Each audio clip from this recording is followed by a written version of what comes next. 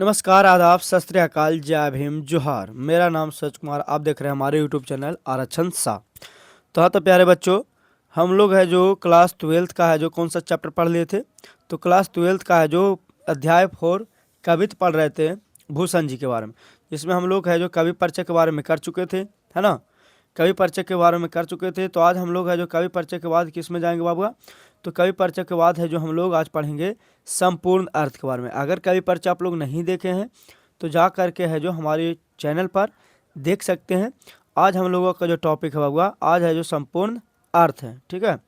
संपूर्ण अर्थ के बारे में जानेंगे। उसके साथ साथ देखते हैं कि संपूर्ण अर्थ में है जो छत्रपति शिवाजी क्या करते हैं। इसमें है जो छत्रपति शिवाजी का वीर रस का बारे में वर्णन किया गया है। कौन सा रस का? तो वीर रस का, ठीक है। तो वीर रस अगर पूछा जाए कि बताओ कि कवित्व में किस रस का व्याख्या किया गया, तो वीर रस का व्याख्या किया गया। कोई दिक्कत? तो आज हम लोग देखते हैं वीर रस के बारे में, यानी कवित्व जी के संपूर्ण अर्थ, ठीक है। तो चलो कहता है, पढ़ते हैं। कहता है, इंद्र जी में जम्भ पर बाबर जो अम्भ पर, रावण सदम्भ पर रघुकुल राज है। पौन बारी बाहुबल शंभु रति राह पर, जीव सत्र बाहुबल राम दियु राज है। दावा द्रुम्भ दंड पर चिरिता मृग झुंड पर, भूषण बेतुंड पर जैसे मृग राज है। तेज तंब हंस पर कान्हा जिमी कंस पर, युह मलेच्छ वंश पर सिर राज है। यानी कहते हैं कि एक मिनट रुक जा। इंद्र जिमी जंभ पर बागर जयो अम्ब पर, कहता है कि जिस प्रकार से इंद्र जी का, है ना, इंद्र जी का अम्ब पर यानी यमराज पर अति है, राज है, उसी प्रकार से कहते हैं कि जिस प्रकार से इंद्रदेव का, एक मिनट रुक जा, पेंसिल छोटा करते बहुत बड़ा हो गया है ना साइज। कहता है कि जिस प्रकार से इंद्रदेव का राज है, कहता है इंद्र जिमी जंभ पर, जम्ब यानी यम्ब, यम्ब यम जानता है यमराज। तो कहते हैं कि जिस प्रकार से इंद्र जी का यमराज पर कौची है, राज है, उसी प्रकार से कहते हैं रावण सदम्भ पर रघुकुल राज है। उसी प्रकार से रघुकुल किनको कहा जाता है? तो रघुकुल कहा जाता है आपका राम जी का। तो कहते हैं कि उसी प्रकार से राम जी का राज किन पर है? रावण पर है। तो वही कहते हैं रावण सदम्भ पर रघुकुल राज है। तो कहते हैं कि जिस प्रकार से रघुकुल को रावण पर हमेशा राज है, यानी जिस प्रकार से इंद्र का राज यम पर है, उसी प्रकार से रघुकुल का राज किस पर है? रावण पर है। आगे कहते हैं पौन बारी बाहुबली शंभु रति नाह पर। कहता है कि जिस प्रकार से शंकर जी को, शंभु मतलब कौन? शंकर। कहता है जिस प्रकार से शंकर जी को किस पर राज है? रतिनाह पर। रतिनाह एक कुछ थे, यानी एक राक्षस थे, उसी प्रकार से तो उन पर राज है। ठीक उसी प्रकार से कहते हैं आगे कि जो सत्र बाहुबल राम दियु राज है। उसी प्रकार से कहते हैं कि जो सहस्त्र बाहुबली, जिस प्रकार से परशुराम दिवराज किनको कहा जाता है? राम दिवराज कहा जाता है परशुराम का। कहता है कि हस्त सहस्त्र बाहुबलियों पर किनका राज है? तो आपका कह सकते हैं किनका है? तो ये है बाबू, इनका बोल सकते हैं दिवराज। इनको किसको कहें? परशुराम जी का, है ना। आ कहते दावा द्रुम्ब दंड पर चिरिता मृग झुंड पर। जिस प्रकार से दावा द्रुम्ब दंड पर, यानी दावा मतलब होता है आग, धावा मतलब क्या होता है? आग होता है। जिस प्रकार से आग का कमांड किस पर है? द्रुम्ब पर है, मतलब है जो पेड़ पौधे पर है। उसी प्रकार से चीता का भी राज किस पर है? मृग झुंड पर। मृगो झुंड मतलब कि हिरण के झुंड पर जिस प्रकार से चीता का राज है, हिरण का यानी मृग मतलब हीरा होता है, जिस प्रकार से हिरण के झुंड पर चीता का राज है, ठीक उसी प्रकार से द्रुम्ब यानी आग का राज किस पर है? तो पेड़ों पर है। आगे कहते हैं भूषण बेतुंड जैसे मृग राज है। कहते हैं कि जिस प्रकार से भूषण जी का राज किन पर है? मृगराज पर है, वहाँ के राजा पर है। वही कहता है तेज तंब अंश पर कान्हा जिमी कंस पर। कहता है कि तेज तम अंश पर जिमी कान्हा जिमी कंस पर। जिस प्रकार से कान्हा का राज किन पर है? कंस पर है, ठीक उसी प्रकार से कहते हैं यौ मलेच्छ वंश पर शेर शिवराज है। कहते हैं कि जिस प्रकार से शिवराज जी यानी शिवाजी है ना, शिवाजी का राज किन पर है? मलेच्छ वंश के राजा यानी मलेच्छ वंश के राजा शिवाजी का राज है मलेच्छ पर। इस प्रकार से शिवाजी का राज किस पर है? मलेच्छ वंश पर है। तो ये था बाबू पहला पंक्ति। दूसरा पंक्ति, पहला पंक्ति में भी है जो इसमें शिवाजी के बारे में बताया गया था, इसमें है जो छत्रपति छत्रसाल के बारे में बताया गया, छत्रसाल के बारे में है ना।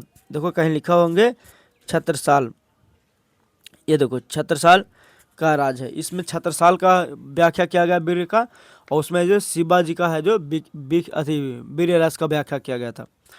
तो कहता है निकसत मयान ते मिख प्रल भानु कैसे फौरे तम तुम गंधन की जाल को लगती लपा के कंठ बारान की नागनी से रुद्र ही रिझाव दे मुंडन की माल को लाल छेती पाल छत्र साल महा बाहुबली कहाँ ले बखान कर तेरी कर काल को प्रति भटक टक कटे ले केते काटे काटे कले की सिकिल की कले उदती काल को कि कल की सिकिल की कले उदती काल को। तो इनका कवि कहते हैं कि निकसत मयान म्युख प्रलय भानु कैसी। कहता है कि छत्रसाल जी का जब मयान से, जब मयान जानता है ना, ऐसे जो तलवार रखने वाला होता है इसको मयान बोलते हैं, तलवार रखने वाला जो खोला होता है ना उसको मयान बोलते हैं। तो कहते हैं कि निकसत मयान ते म्युख के, जैसे कहते हैं कि जब छत्रपति शिवाजी छत्रसाल जी का म्युख से यानी म्यान से जब अथी निकलता है, तलवार निकलता है, तो प्रलय भानु कैसे, तो ऐसा लगता है कि आज प्रलय ला देगा, म्युख को आज मुख को काट देगा। कहते हैं फौर तम तोम गंध जाने की जाल को। कहता है कि जो जाल पहनले रहते हैं, जैसे देखा होगा कि जब राजा लड़ता है तो कुछ जाली तरह से मुंह पर पहनले रहता है, कुछ अपने जो घोड़ा पर रहता है तो घोड़ा को पहनाता है, हाथी को पहनाता है, इस प्रकार से। तो कहता है कि फौर आज उसको कुछ कहते हैं फाड़ देगा। तम तुम में जो हाथियों पहना होता है, तम्ब मतलब हाथी होता है, तम्ब तुम कि गंधन की जाल को, आज उसका जाल को क्या कर देगा? काट देगा। आगे कहते हैं लगत लपा की कंठ बारह की नागिनी से। कहता है कि ऐसा लगता है, लगत लपा की, कहता है कि ऐसा लगता है कि जैसे हमारे कंठ को लपक लेगा, कंठ को लपक लेगा मतलब कंठ को काट देगा। बारह की नागिनी से, जैसे दुश्मन की काटता है ना उसी प्रकार से, बैरिन मतलब होता है दुश्मन। कहता है कि आज दुश्मन को एकदम नागिन के जैसा उसके कंठ को क्या कर लेगा? उतार लेगा। आगे कहते हैं रुद्र ही रिझावे। कहता है रुद्र जैसे क्रोध में रिझाता है, कहता है कि रुद्र ही रिझावे दे मुंडन की माल को। आज उनका तलवार ऐसे रिझा रहा है जैसे मानो कि आज मुंड का माला पहनने वाला है। मुंडन मतलब मुड़ी का माला पहनने वाला है, जैसे कैसे काली जी है ना पहने थे, उसी प्रकार से। कहते कि आज उनका तलवार इतना जो नागिन की तरह लहरा रहा है कि आज मुंडन की माला पहनने के लिए उसका तलवार तैयार है। आगे कहते हैं कि लाल छिति पाल छत्र महाबाहुबली। कहता है कि लाल छिति पाल छत्रसाल महाबाहुबली। कहते हैं हे छत्रसाल, यानी इन्हीं को कहा जाता है छत्रसाल। कहते हैं हे छत्रसाल, आप तो लाल छितिपाल के, आप तो महाबाहुबली हैं। कहते हे छितिपाल के लाल, छितिपाल के लाल मतलब छितिपाल के रहने वाले थे। कहते हे छितिपाल के लाल छत्रसाल महाबाहुबली, आप तो महान हैं, आप तो कुछ हैं महान है, आज महाबाहुबली हैं, है ना। कहते हैं कहाँ ले बखान करूँ। कहता है कि कहाँ ले आपको हम बखान करूँ, बखान मतलब होता है बड़ाई करो। कहता है कहाँ ले बखान करूँ तेरी करकाल को। कहता है कि इस करकाल को मतलब तलवार को, तलवार होता है करकाल मतलब तलवार। कहता है कि इस तलवार को मैं कहाँ तक बखान करूँ। प्रति भटक कटक के कटिले केते काटे काटे। कहता प्रति भटक, कहता कि भटक कर कटे के टिले कितने काटे काटे। कहता कि आपका तो तलवार ऐसे लग रहा कि जैसे आज कितने लोगों को काट देगा। तो सभी लोगों को कितने कहते हैं काटती है। काल किसी लग रहा है ऐसा कि कालिका का रूप धारण कर ले, जैसे कौन से बोलते हैं उनका, कालिकी माँ मतलब काली जी, हाँ काली जी। कहते काली किसी किले की केलू देती कल काल को। कहता ऐसे मानो कि जैसे काली का ही आपका तलवार रूप धारण कर लिया। तो ये था बाबू कोची पूरा है जो इनका व्याख्या। अगर वीडियो थोड़ा सा अच्छा लगा है तो लाइक कीजिएगा, शेयर कीजिएगा, हमारे चैनल को सब्सक्राइब जरूर कीजिएगा। तो फिर मिलते हैं अगले एपिसोड में।